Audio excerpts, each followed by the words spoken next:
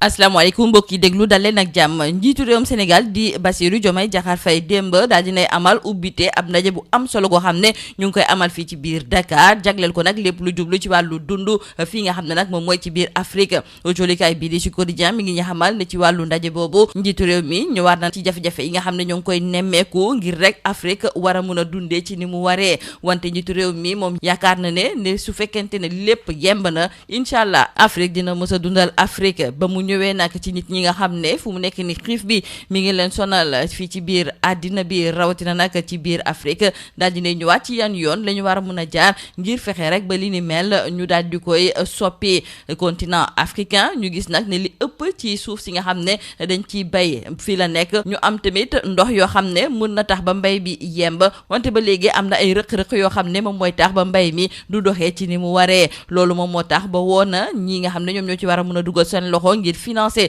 lépp lu jublu ci wàllu mbay mi ñu defee ko ci ni mu waree utulikaay bii di l'info du ñu xamal kon ne Diomaye la mu bëgg moom mooy Afrique ci boppam daal di dundal ñi nga xam ne ñoom ñoo fi yeewoo utulikaay bii di Le Soleil di ko ci feelu di xamle ne kon fii ci biir Dakar ñu ngi fiy waxtaanee ci yenn yoon la ñu war a mën a jaar ngir fexe rek ba lépp lu jublu ci wàllu dund fii ci biir Afrique nekk lu mucc ayib utulikaay bii di Point Actu di ñëwaat ci seetlu bi nga xam ne moom la Diomaye seetlu jëmale ko nag ci wàllu mbay mi ak jafe-jafe yi nga xam ne li jublu ci wàllu jaww ji sax mi ngi ko fi faral di indil wante moom mu daal di gëm ne su fekkente ne bëgg nañu nag xiif daal di jeex ci biir àddina bi rawatina nag fii ci biir Afrique faw nag ñu gën a sukkandiku ci ndaw yooyu nga xam ne nag mën nañoo suqali tamit lépp lu jublu ci wàllu mbay mi jolikaay bii di Subatel tamit di ñëwaat ci kàddu yi nga xam ne moom la njiitu réew mi daal di fësal keroog ba ñuy amal fukk ak juróom-ñeenteeli forum africain des systèmes alimentaires ñu desandi ak jolikaay bii di Subatel ndaxte ma ngay ñëwaat ci jafe-jafe yu tar yi nga xam ne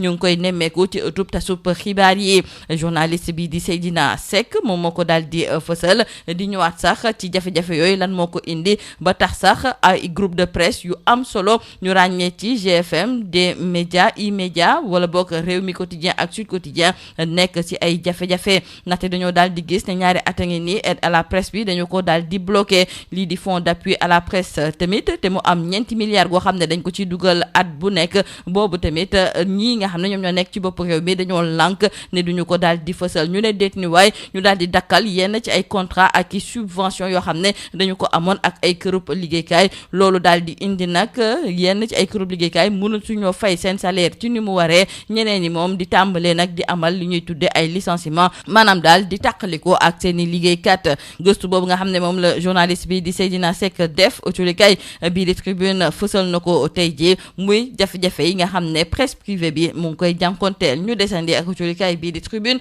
ndaxte mi ngi ñuy xamal ne fële nga xam ne moom mooy ca Côte d'Ivoire foofu de njëgu essence bi daal dinay wàññeeku suñu naataango yi mi ngi ñuy xamal ne njëgu super bi mi ngi nekkoon ci 855 léegi moom mi ngi toll ci 830 gasoil bi nekkoon ci 700 léegi mi ngi ci 675 autolikaay bii di Tribune ne bi mooy ñaareelu yoon ci at bi waa Côte d'Ivoire di wàññi li nga xam ne nag moom mooy njëgu essence bi te pourtant fii ci biir Sénégal ñun dëkk boo xam ne dafa am pétrole de ba ñu ngi koy exploité sax wante ba léegi nag kenn xalaatagul ñu daal di wàññi li nga xam ne moom mooy njëgu carburant bi autolikaay bii di Walf Quotidien def ab taxaw seetlu ci ëllëgu ki nga xam ne moom mooy Barthélémy Dias ginnaaw ba mu daal di ñàkkee mairie bu Dakar ak tamit xuloo ak ki nga xam ne de moom mooy Khalifa Sall ci wàll gi ni mel sax suñu naataango yi daal dinañ ci seq waxtaan ak professeur Moussa Diaw nekk jàngalekat ci wàllu science politique moom mooy xamle ne lépp mi ngi dépendre ci ki nga xam ne moom mooy Barthélémy Dias ndaxte moom ci sukkandikoo ci ñi nga xam ne la ñoom ñoo ko jege ak tamit am taxawaay gi war ci wàllu politique mën na dellu si waat ci langu ko politique ci ni mu waree ñu desandi ak socialiste yi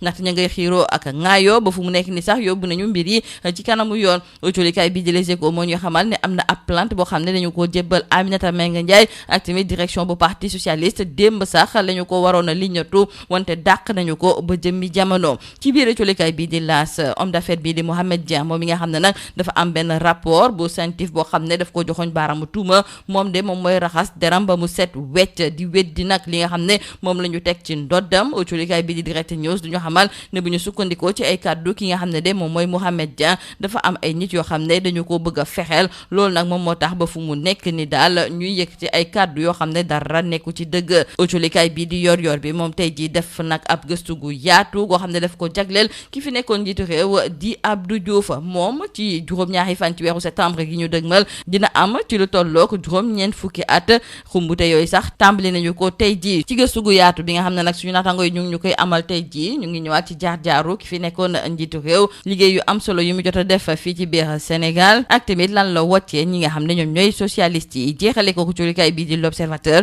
moom tey di la ko jaaxal moom mooy daanu bu métti bi nga xam ne nag mbër bi di Pokola Baldé ma ngi ko daanu woon fa li nga xam ne moom mooy ca cité mixta ndaxte foofu jóge na nag ci 3e étage yu benn immeuble daal di daanu ba am nag ay gaañu-gaañu ci wàllu oom bi ak tamit ci ndigg li ba ñu ko yóbbee fa li nga xam ne moom mooy ca hôpital Idrissa Pouye waa police daal dinañ koy laaj lan moo indi daaneem googu moom muy xam ne rek ne dafa miir daal di daanu sa mujjantal ga sax waxatul dara. culikaay bii di l'Observateur mi ngi ñuy xamal ne police nag dem na nemmeeku ji néeg ba nga xam ne fa la kii di Pokola jóge woon ba daal di daanu gisuñu fa nag lenn luy ware ne dafa am xeex wala boog dañu ko buux. en tout cas suñu naataango yi daal ñoom nee nañu jaaxle nañu nag ci daanu boobu nga xam ne moom la kii di Pokola Baldé daal di daanu ndaxte ba léegi xamuñu lan moo ko waral. lii moo nekkoon mbokk jullikat yi di ngeen fa si biir jullikat yi ñu leen di ñaanal njeextalu bës ak jàmm. Mesdames et messieurs, bonjour. Le chef de l'État, Bassirou Diomaye Diakhar Faye, a présidé hier la cérémonie d'ouverture du Forum africain sur les systèmes alimentaires. La jeunesse africaine, fer de lance de la collaboration, de l'innovation et de la transformation des systèmes agroalimentaires. C'est d'ailleurs le thème de l'édition 2025 de ce dit forum. Et nos confrères du journal Sud Quotidien nous font savoir qu'au cours de cette rencontre, le président de la République a souligné que face aux phénomènes météorologiques aléatoires non maîtrisés, aggravés par les changements climatiques, à la faiblesse des rendements et les pertes post-récolte pouvant aller jusqu'à 30% des produits récoltés, la prise en charge des systèmes alimentaires devient une urgence de première nécessité pour le continent africain. Le chef de l'État ensuite a fait état du nombre de personnes qui souffrent de la faim dans le monde en 2024 et en particulier en Afrique. Et pourtant, ajouté, l'Afrique pourrait contribuer à nourrir le monde car le continent détient environ 65% des terres arables dans le monde et d'importantes ressources hydriques. Pour le chef de l'État, nous disent nos confrères du journal L'Info, pour se nourrir, l'Afrique devra compter d'abord sur elle-même. À Dakar, l'Afrique nourrit des ambitions, c'est le titre qui barre la une du quotidien Le Soleil. Nos confrères y reviennent également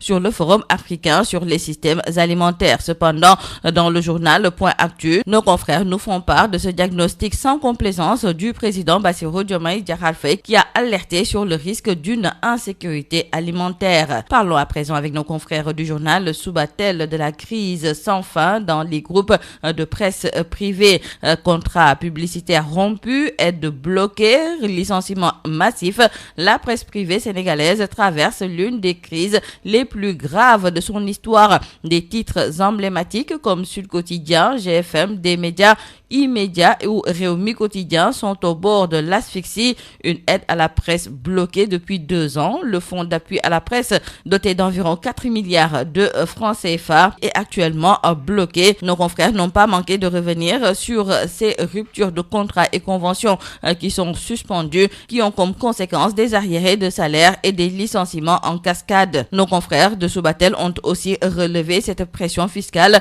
et blocage bancaire. Les difficultés financières sont aggravées par des dévis à tiers détenteurs, des saisies sur compte et une pression fiscale jugée sélective par les acteurs du secteur. Dans le journal Tribune, nos confrères nous font part également de cette tribune libre du journaliste Seydina Assek qui revient sur la presse privée au bord de l'asphyxie. Restons avec nos confrères du journal Tribune et c'est pour parler du prix du carburant qui est en baisse en Côte d'Ivoire. Dans ce pays, le super sans-plomb qui était de 855 en août est passé à 830. Le litre du gasoil qui était à 700 francs est à 675 maintenant. Cette baisse du prix du carburant intervient pour la 2e fois en Côte d'Ivoire cette année, nous disent nos confrères, et le Sénégal, pays producteur de pétrole, n'envisage pas pour le moment de baisse du prix du carburant. Du moins, aucune annonce n'a été faite en ce sens malgré les réclamations des populations. Nos confrères du journal Walf Quotidien s'intéressent aujourd'hui au sort de l'ancien maire de Dakar, Barthélémy Diaz.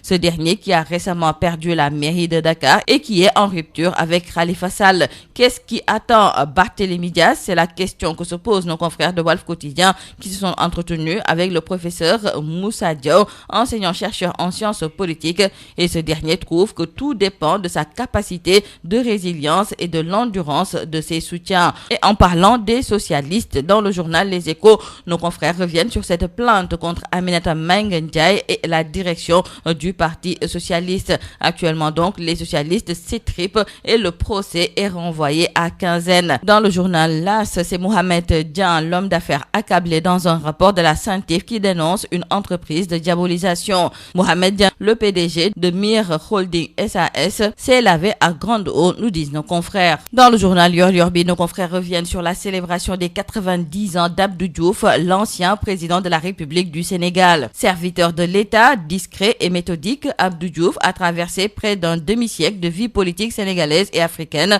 de Saint-Louis, sa ville natale, jusqu'à son accession au pouvoir en 1981 après Senghor. Abdou Diouf a incarné une présidence marquée par les réformes douloureuses, des ajustements structurels, l'ouverture démocratique et la décentralisation. Président du Parti socialiste, il a accompagné la réforme interne qui porta Ousmane Tanor Dieng au risque d'accélérer l'érosion de son parti et de préparer l'alternance de 2000 qu'il eut la grandeur d'accepter dans un geste salué à travers le continent. Aujourd'hui donc, nos confrères nous proposent un large dossier sur le parcours, les choix politiques, l'héritage de Abdou Diouf, mais aussi le regard que portent aujourd'hui les citoyens proches collaborateurs sur celui qui demeure l'un des grands serviteurs de l'État sénégalais. Terminons par nos confrères du journal L'Observateur qui reviennent sur la chute de Pokola Baldé. Le lutteur est tombé du 3e étage d'un immeuble de la cité Mixta. Il a lourdement heurté le sol, se blessant grièvement au genou gauche et au bassin.